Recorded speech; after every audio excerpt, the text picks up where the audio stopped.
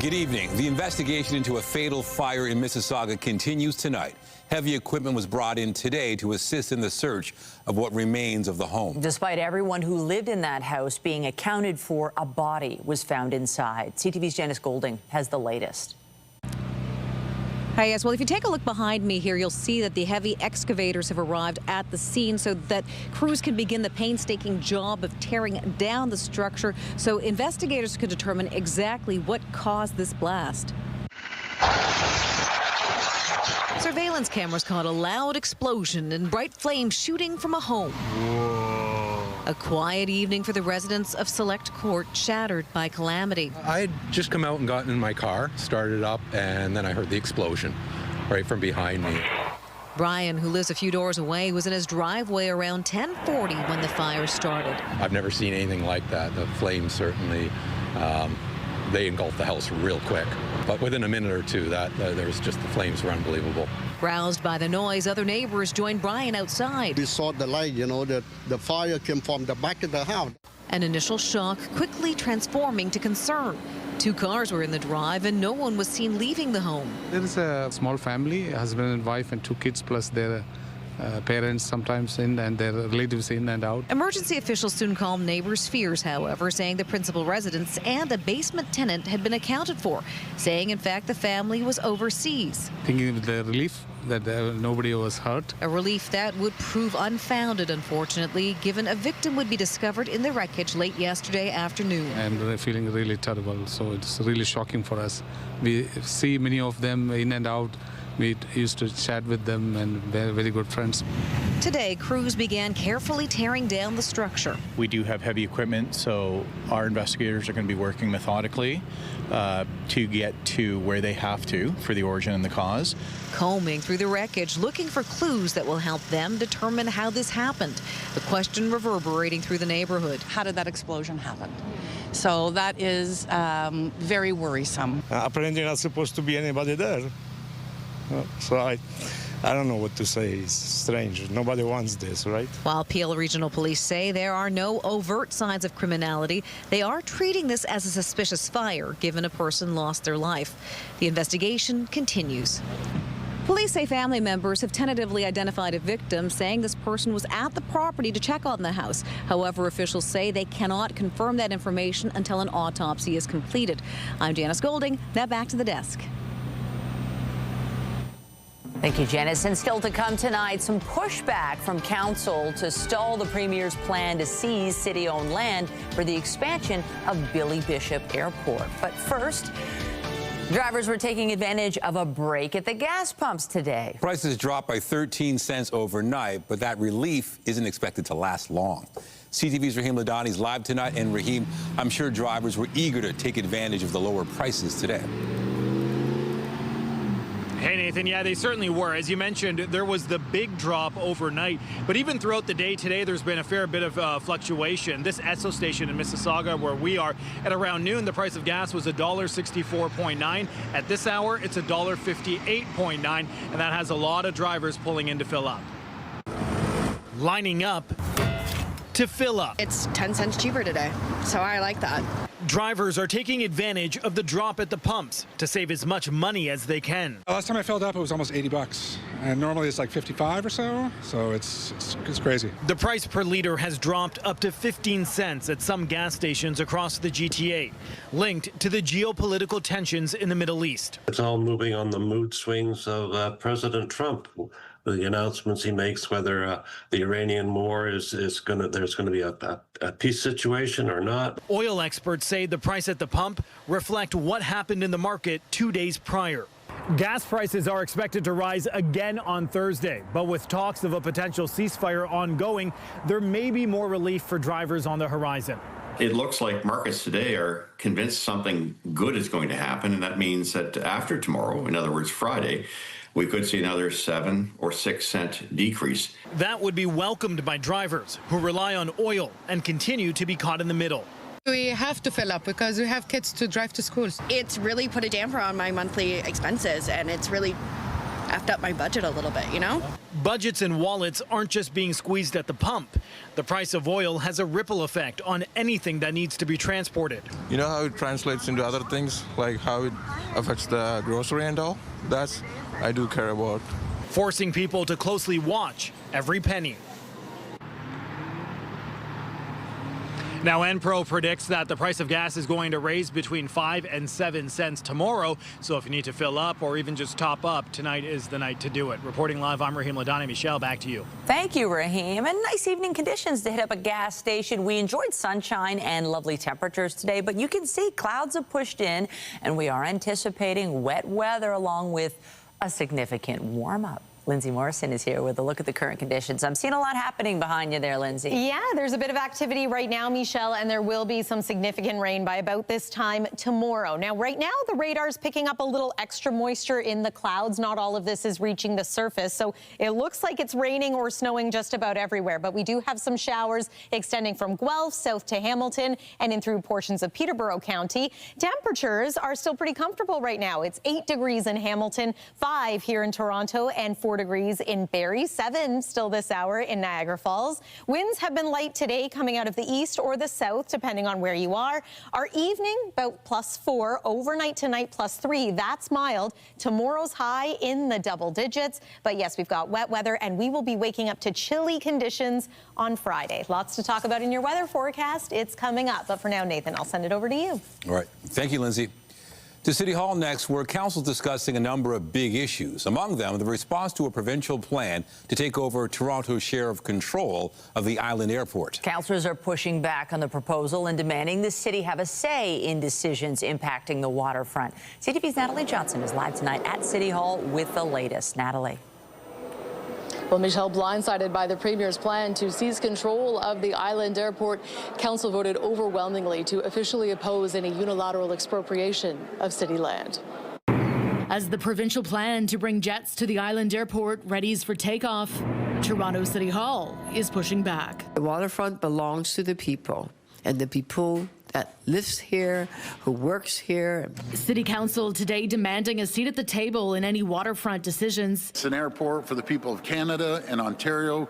That's the difference. After the Premier announced his government would be seizing control of city-owned lands at the Billy Bishop Airport. Every other day it seems that Doug Ford is making an announcement at us rather than with us. Premier Ford can't seem to get over the fact that he lost the mayoralty election and just keeps stomping on Toronto. The Ford government punishing Toronto, taking away our assets without our consent, without proper compensation, in order to worsen life in the city.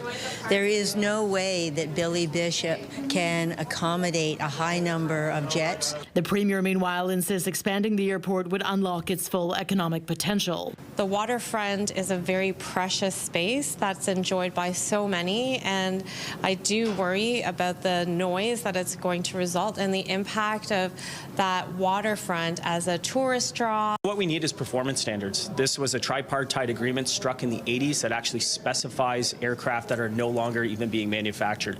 The way you would deal with this in 2026 is to have performance standards with respect to noise and emissions and GHGs, and then you have aircraft that can meet those performance standards. That is the practical way to do this. Toronto is a center of the Ontario economy, and unfortunately the city has not been strong in negotiating and trying to find solutions that work for everyone.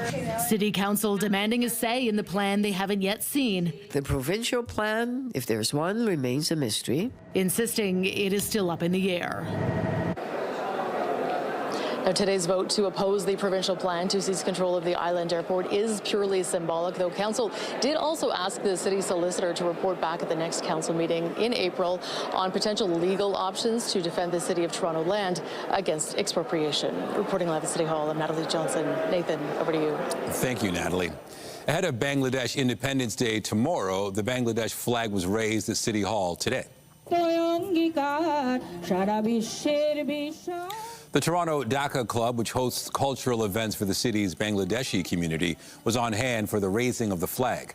However, this could be the last time a foreign flag is flown at City Hall.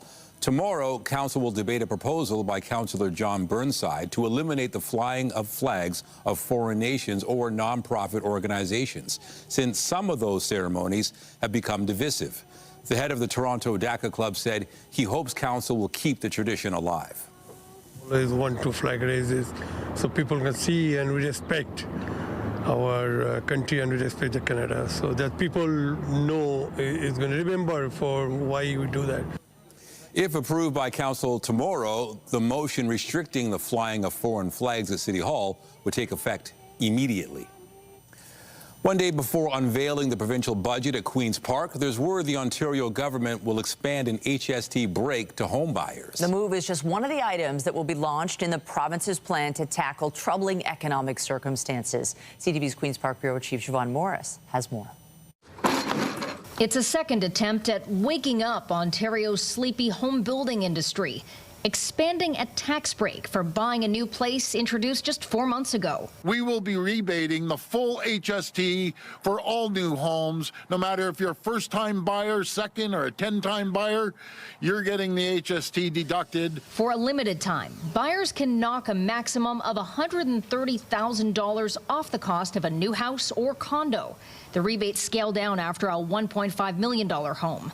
The hope is to spur construction of 8,000 new addresses. Please, get everything together. You have 1 year. The move costing Ontario an extra $1.4 billion. One of the line items when the Ford government introduces its budget Thursday.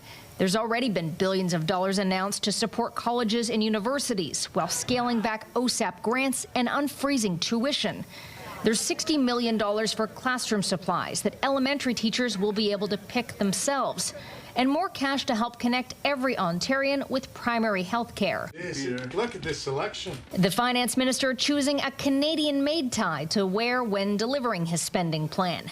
It will be the first with a full year under U.S. tariffs, a time when Peter Bethlen-Falvey acknowledges a lot of what was familiar has been upended. Many people, are hurting. Their costs of everything is very high, and that's why we've been very focused on affordability. Not increasing taxes as other provinces have this budget season. So no new streams of revenue coming in, and the finance minister has said his budget won't include any cuts. So in a precarious economic environment, the question is, how deep could Ontario's deficit and debt go? They have been wasting billions of dollars on their pet projects, and now they don't have the resources and the fiscal capacity to do the things that people need. And even with the debt approaching $500 billion, a projected deficit of $8 billion, that list doesn't stop. We need to see some strong affordability measures in that budget.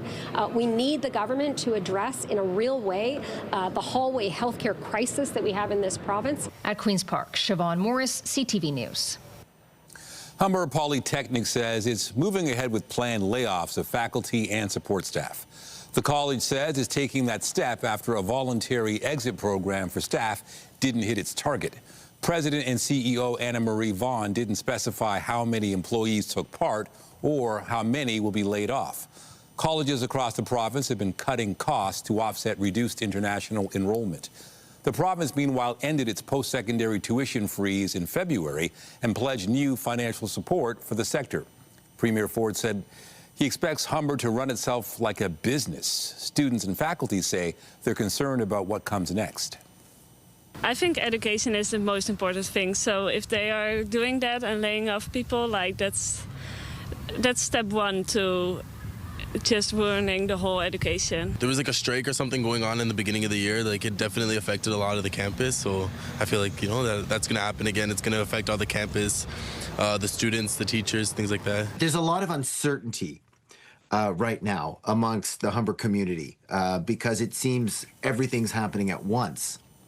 Milos Vasic says the union is watching to see whether involuntary layoffs appear to target programs with lower enrollment or full-time faculty members, regardless of other factors.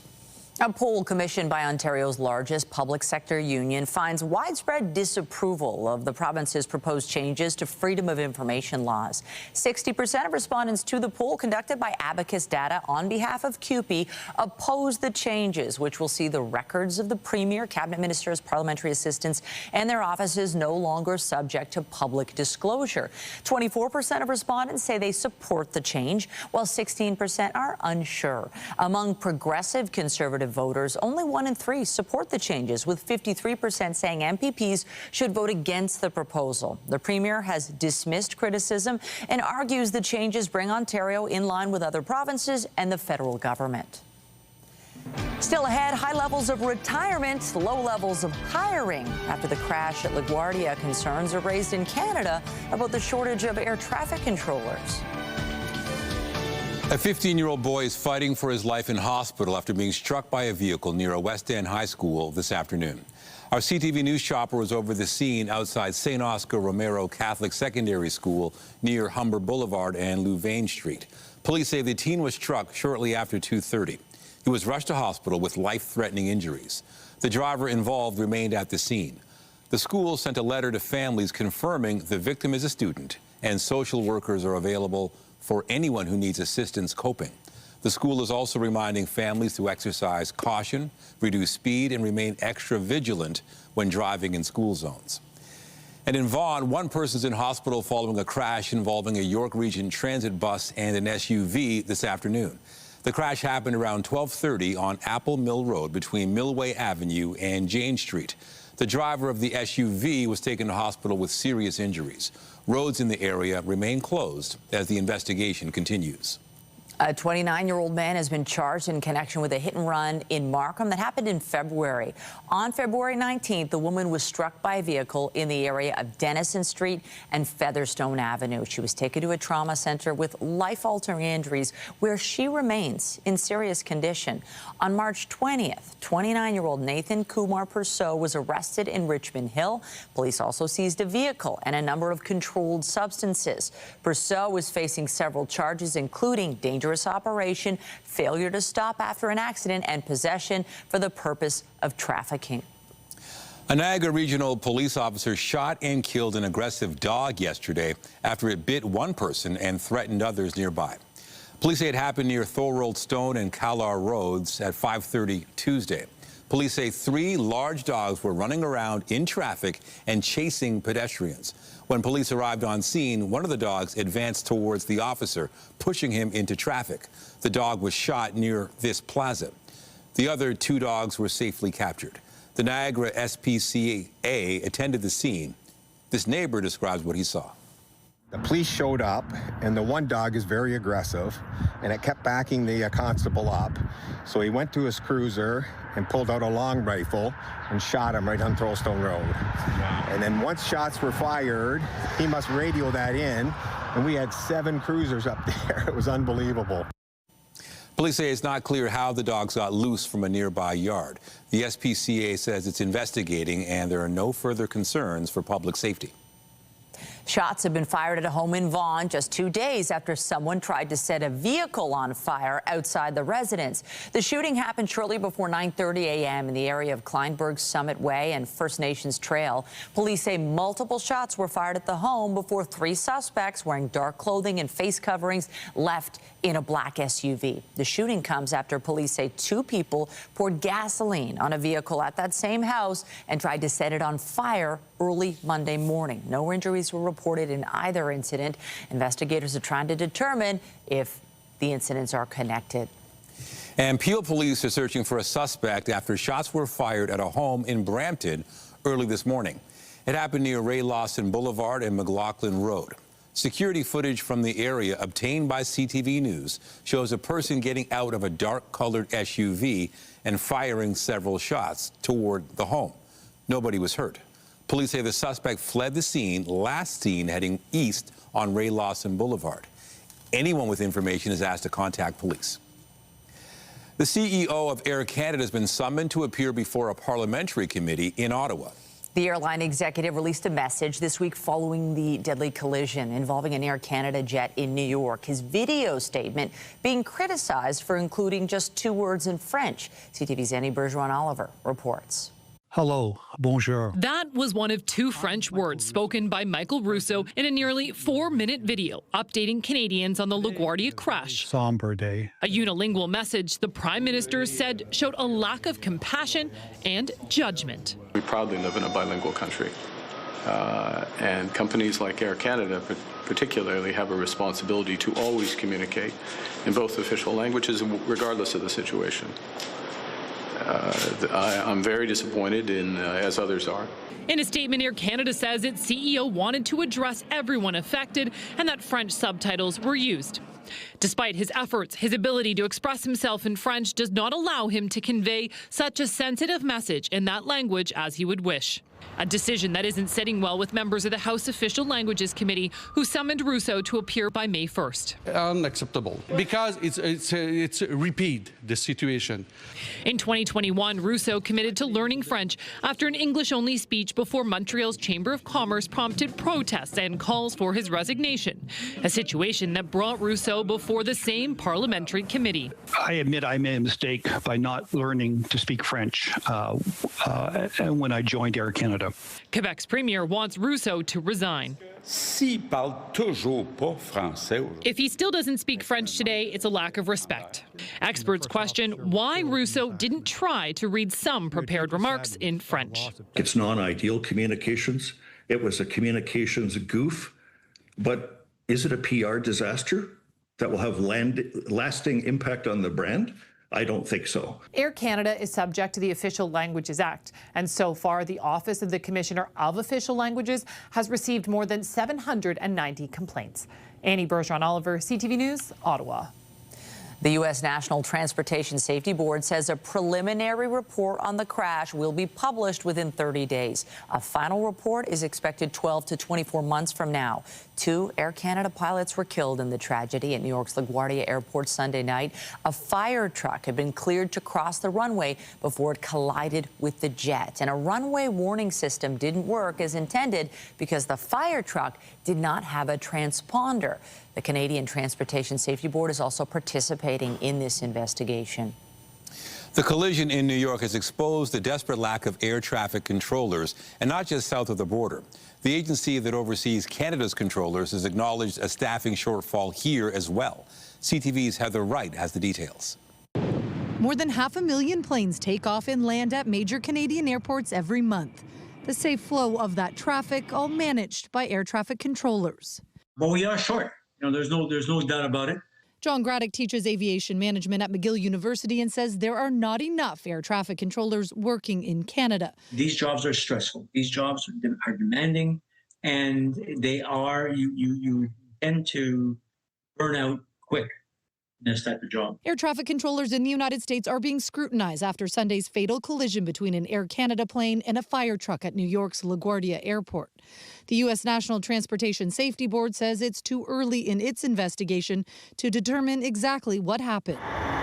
NAV Canada, which certifies and hires air traffic personnel in Canada, acknowledged it is, quote, managing workforce pressures, but declined to say how many people it is short.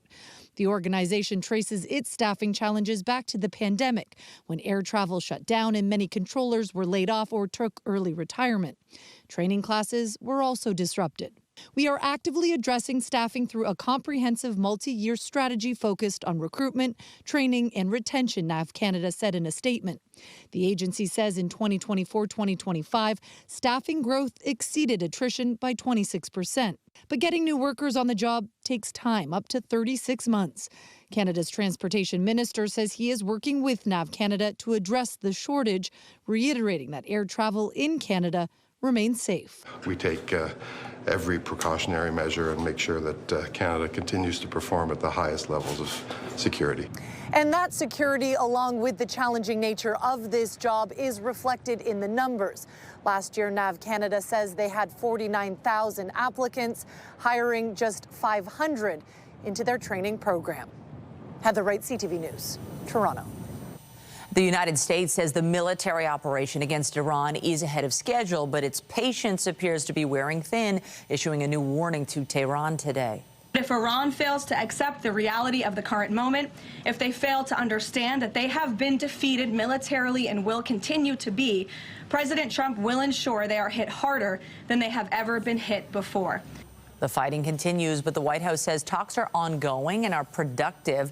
Iran is dismissing a reported 15-point plan from the U.S. to pause the war and has now issued its own proposal that includes reparations, an end to hostilities, and sovereignty over the Strait of Hormuz.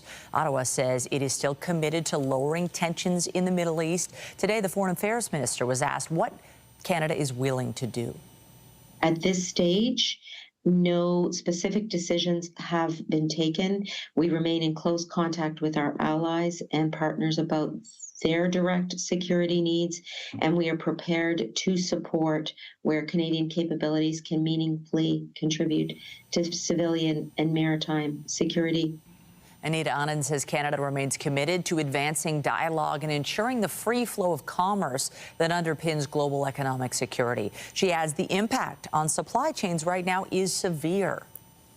The Aga Khan will be in Toronto next week, the final stop on his first visit to Canada. He was welcomed by the Prime Minister this afternoon. The Prince told Mark Carney the world needs Canadian leadership more than ever. There are more than 120,000 Ismaili members in this country, and the PM said they make an enormous contribution to Canada. The Aga Khan will also travel to Quebec before arriving in Toronto Monday to attend the opening of an affordable rental housing and care for community members. He'll also meet with almost 50,000 Ismailis from Ontario. In the UK, the election of the first woman to lead the Church of England was publicly celebrated today. Sarah Mullally was installed as the 106th Archbishop of Canterbury at a cathedral in Kent. The 63-year-old former nurse formally assumed the role in January, but today's event marked the beginning of her public ministry as head of the church and as leader of the Worldwide Anglican Communion. It is an association of independent churches that has more than 100 million members. Mullally became a priest at the age of 40. Coming up, stepping up to the plate with new menu items and championship merch. Rogers Centre takes the fan experience to another level as the Blue Jays prepare for Friday's home opener. And I'm Pat Foran. Coming up on Consumer Alert, the cost of owning a pet has been increasing, especially if your pet needs to take medication. Recent changes mean some pharmacies are now allowed to fill pet prescriptions, which could save you money. I'll have that story. That's just ahead. Well, we should all start preparing for what could be a 15 to 20 degree temperature drop from Thursday afternoon to Friday morning, going from a high of 11 degrees tomorrow afternoon to -7 overnight, wind chill -13. And yes, we do have some rain to talk about as well. Some areas are going to pick up 10 to even 25 millimeters of it by Friday. And then taking a look at the weekend forecast, well, that's coming up here on CTV News. Stay with us.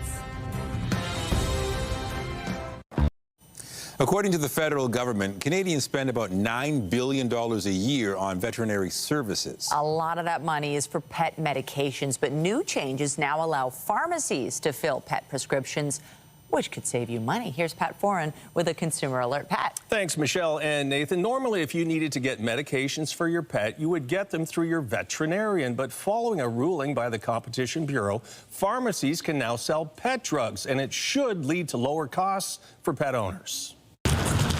Deborah Smith Weber and Danny Weber have a multi-pet family, and some of their pets need medications. They used to get them through their veterinarian, but recently switched to a pharmacy that's now allowed to fill pet prescriptions. How old are these puppies?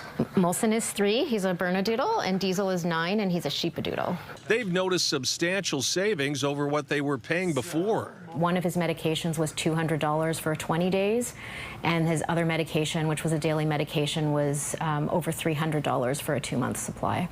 Adam Silvertown says medications can be ordered at his pharmacy or online through VetMeds. This means that pet owners now have options, and that's probably what I have always wanted, which is give pet owners options to have another alternative of where to buy their medication. Savings will vary depending on the drug, but could range from 10 to 50%. One example is an allergy medication for dogs.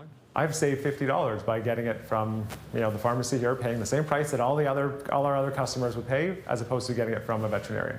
And that's just on one prescription, and he gets it multiple times a year. In this day and age, price can be a factor for people, and it is a competitive market. The Canadian Veterinary Medical Association is concerned that pharmacists have the proper training to dispense pet drugs and says owners will still need to see their vet before purchasing pet medications. People also need to recognize that they will still need a prescription from their veterinarian. They can charge a prescription writing fee, and there is no rules about how much that fee could be. And I've heard a range of anywhere from about $15 up to $50. There may be some friction between veterinarians and pharmacists about these new changes, but Smith Weber hopes both sides can work together to lower prices for everyone. We certainly have a lot of empathy and compassion for those, fellow pet owners who are struggling to take care of their animals. And the Competition Bureau said the changes are to help with the rising expense of pet ownership. It says the average cost of owning a dog is just over $4,000 a year, and owning a cat is almost $3,000 annually. On your side, I'm Pat Foran. If you have a consumer story idea, email us at alert@ctv.ca. Well, the nominations have been announced for the 2026 Canadian Screen Awards.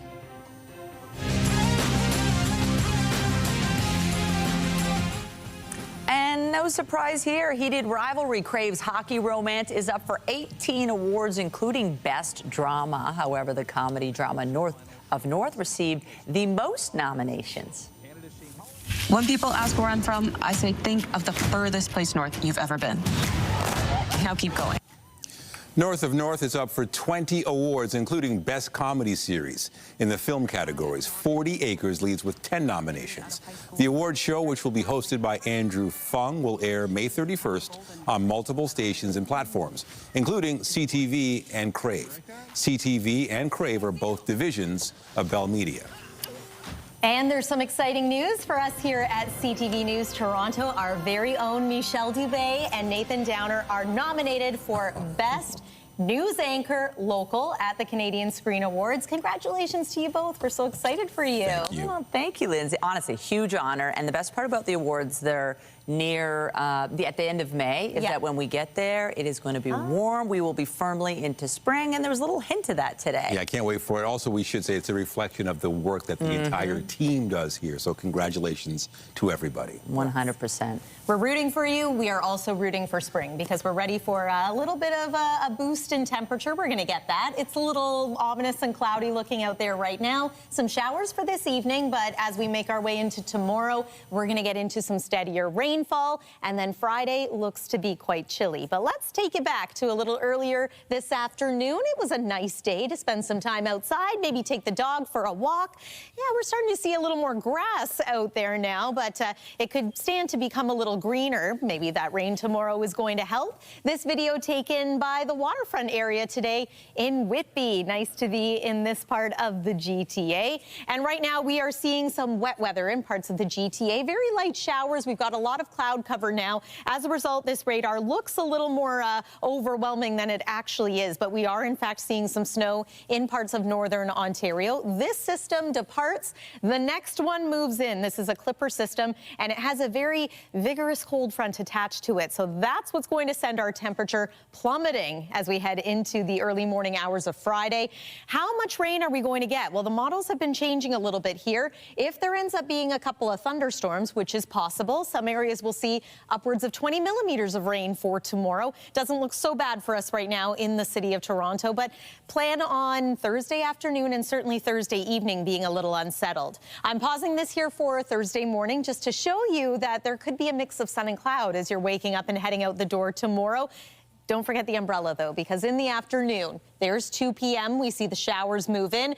Thunderstorm potential, as mentioned, around Niagara Falls. And there's 6 p.m. Still signs that we could see some areas flip over to some wet snow flurries, but this will mainly be a rain event. It is also going to be mild tomorrow. Friday, we at least get a sunny day, but boy, is it going to be colder. And then by Saturday morning, flurries are expected in some areas once again.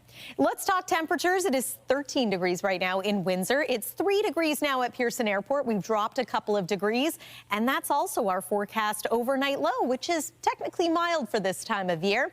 Into tomorrow, look at some of these highs. 16 degrees in Grand Bend. It's possible that Windsor, Ontario could hit 20 degrees tomorrow. 12 for us tomorrow in Oakville, 10 degrees in the Whitby area. You'll find it a little cooler the further east and north you go in Ontario, but I think this helps put it into perspective. 11 degrees Thursday, only 2 for a high on both Friday and on Saturday. Sunshine both of those days, but again, a few flurries returning to our weather forecast for Saturday. I just want to re-emphasize the fact that we are going to go from 11 degrees to -7 Thursday overnight and into Friday. Let's talk about the nice day ahead on Sunday. 6 degrees with a mix of sun and cloud, and then temperatures look not bad through a couple of days of next week. That's the weather for now. Michelle, I'll send it back over to you. Thanks, Lindsay. Also tonight, the number of overdoses on the rise in Ontario. The new data drawing a link to the closure of supervised injection sites and prompting 6 former Toronto mayors to issue a plea to the province.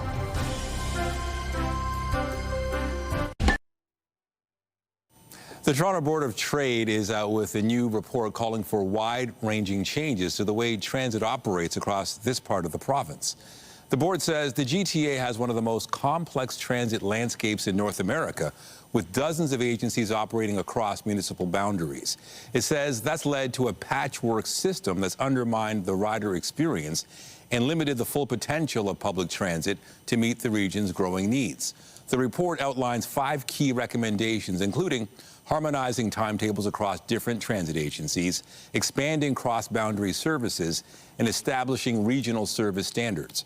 It also calls for better fare integration of GO Transit.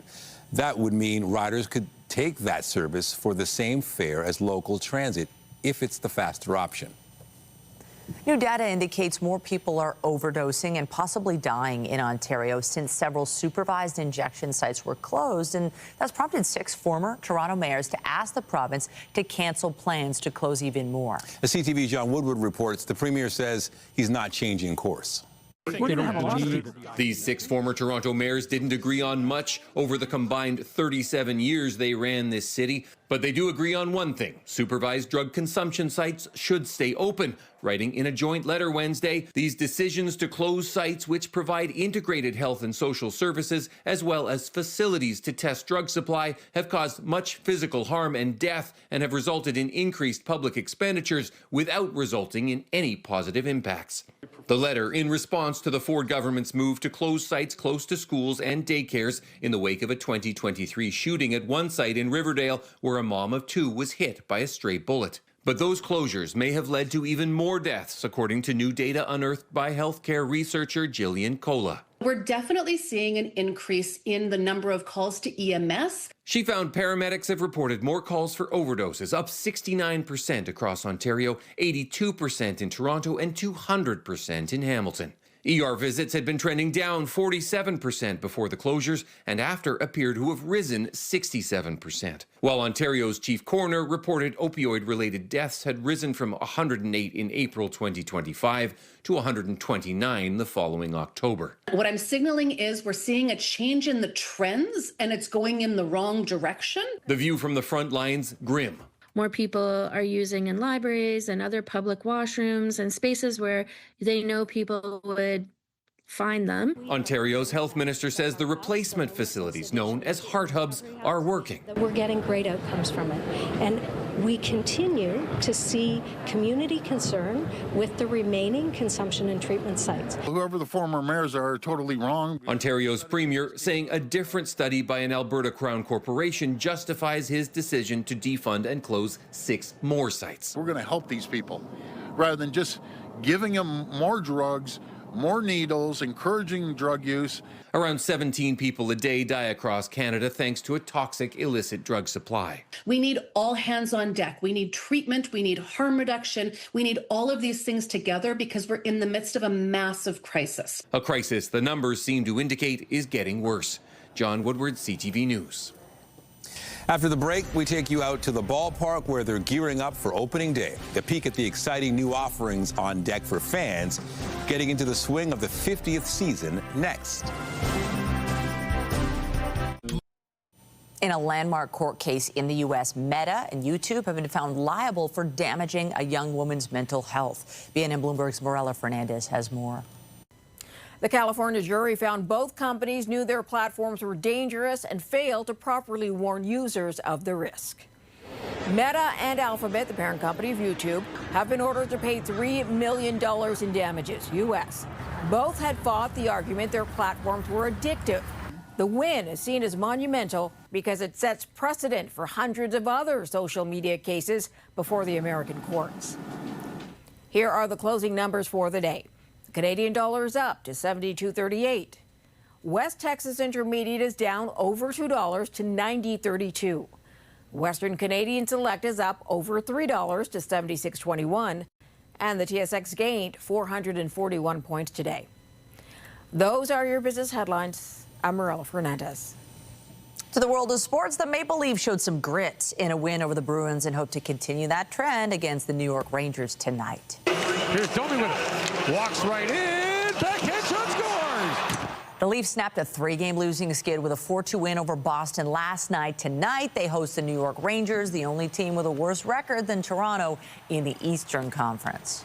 Pass picked off once again. The interception by Mamukelashvili, attacking with the right through. The Toronto Raptors wind up a 5-game road swing tonight. They're 2-2 so far and enter the game against the Clippers in 5th place in the Eastern Conference. LA's Kawhi Leonard is questionable tonight. We are just days away from the home opener of the Blue Jays' 50th season. And today, CTV Sean Leathong paid a visit to the ballpark for a peek at what's on deck for fans. From celebrating the Blue Jays' past, to the overwhelming demand for new merch, to the giveaways that connect fans with their team, this year the Rogers Center is focused on history and hype. What a better way to be able to celebrate that than during our 50th season. Fans entering the stadium at the 100 level can now get up close to memorabilia from this team's rich history, like the glory years, including Joe Carter's gear from this. Well hit down the left field line, way back in. And the bat, known throughout baseball for this. Even right up to last season, with this display laying the groundwork for what will soon become a Hall of Excellence. Over at the Jays shop, they're getting jerseys ready for the opening day rush. There's still a lot of demand, right? We're American League champs, and that's certainly something to celebrate. American League Championship merch is moving and more, including this 50th season collaboration with Roots Canada showcasing the Jays in black and gold. There's also the stuff you get just for going to a game, with 90% of Jays home games including a giveaway. Everything from a SpongeBob jersey to the retro Domer hat. Domer was the original Sky Dome mascot, and he's a turtle, he's adorable. His shell kind of represents the dome. Also, a bobblehead of George Springer leaping after his home run in Game 7 of the American League Championship Series, and the Vladimir Guerrero Jr. born for this bobblehead, a nod to the now famous photo of a young Vladdy with his father while a member of the Montreal Expos. And then there's the food, each season bringing new menu items with a play on the traditional, like the Al Pastor dog with pulled pork and pineapple, or the unexpected, Uncrustables French toast. French toast. At the ballpark. Not bad.